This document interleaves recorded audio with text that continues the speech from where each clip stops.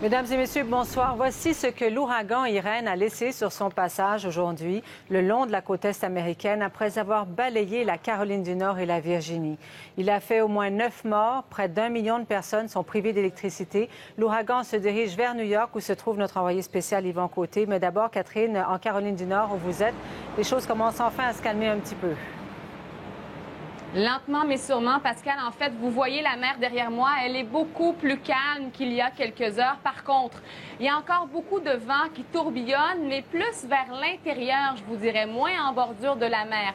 Quoi qu'il en soit, Irene reste un ouragan qui a frappé pendant plusieurs heures ici en Caroline du Nord et qui a frappé fort, non pas parce qu'il était de catégorie 1, mais bien parce que c'est une immense masse là, qui a frappé directement la côte ici. On l'attendait de pied ferme et ça a vraiment frappé quand même assez fort. Beaucoup de pluie. On craint encore pour les inondations en raison de la montée des eaux dans certains secteurs de cet état où je me trouve. Et il faudra attendre véritablement demain, en fait, lorsqu'il fera jour, j'imagine, pour avoir une idée complète des dégâts?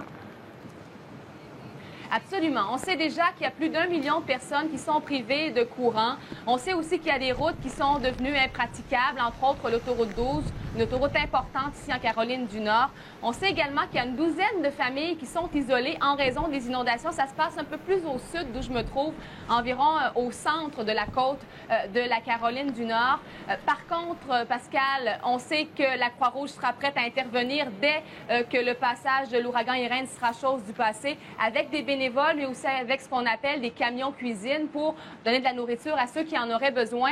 Mais j'écoutais tout à l'heure un porte-parole de la garde côtière américaine qui disait qu'après avoir commencé à regarder les dégâts un peu plus au sud, d'où je me trouve, donc où Irene a frappé d'abord, on dit que finalement, et ça c'est peut-être une bonne nouvelle, les dégâts seront peut-être moins importants que ce qu'on craignait. Merci beaucoup, Catherine. Je vous en prie. Donc, cet ouragan se dirige vers vous, à New York, où vous êtes, donc, Yvan Côté, ce soir. Il faut dire que la météo à Manhattan, en ce moment, elle change assez rapidement, hein?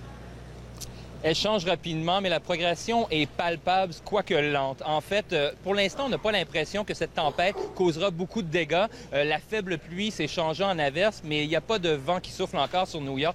La situation qui devrait dégénérer d'environ 3 heures lorsqu'Irene va vraiment s'approcher de la côte de New York. À ce moment-là, on prévoit des vents de 120 à 140 km/h. Certaines projections aussi parlent de vagues de 2 à 4 mètres.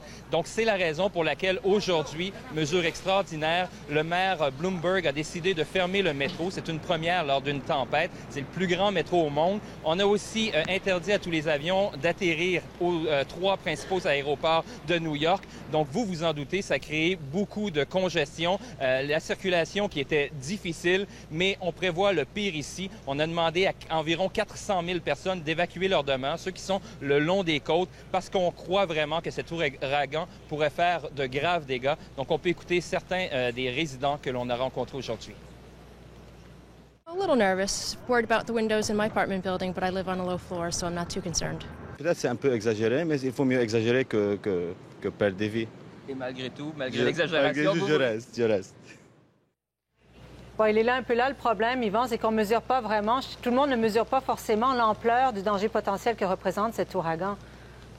Loin de là, en fait, Pascal, parce qu'il y a des milliers de personnes qui ont fait le choix de demeurer dans leur résidence ce soir. Les policiers ne les ont pas forcés à quitter, mais ils leur ont donné une indication. Mettez dans vos bas un morceau de papier avec votre nom, les coordonnées des membres de votre famille, tout simplement pour indiquer que le danger est vraiment réel. Et d'ailleurs, le maire Bloomberg a fait 2 sorties aujourd'hui pour demander à ces milliers de personnes qui ont décidé de rester chez eux de quitter. On peut l'écouter.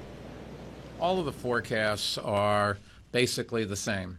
The storm is headed in this direction, slightly east, slightly west, slightly stronger, slightly weaker. But this is a storm where if you're in the wrong place at the wrong time, it can be fatal. Alors, Pascal, la situation qui semble plutôt calme pour l'instant à New York, mais d'ici demain matin, les choses qui vraiment devraient changer et assez rapidement. On vous retrouve au téléjournal de 22h. Merci beaucoup, Yvan. Au revoir.